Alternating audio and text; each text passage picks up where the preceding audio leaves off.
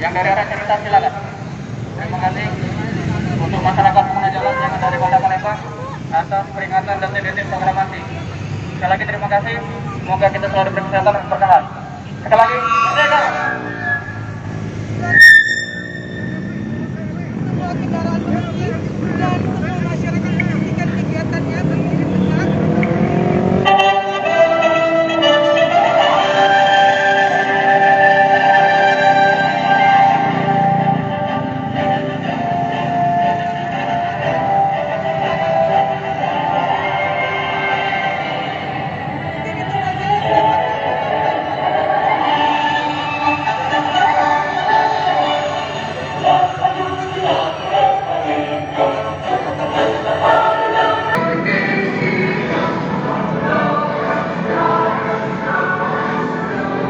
Gimana nih Mas tanggapannya soal upacara ini Mas?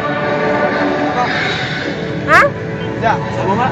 Nah, gimana nih tanggapannya dengan adanya upacara di tengah jalan ini Mas? Oh, lebih bagus lah, biar anak-anak bangsa lebih sadar lagi untuk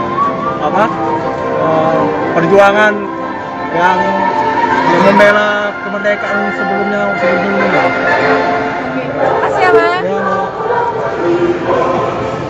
Ya, Mak.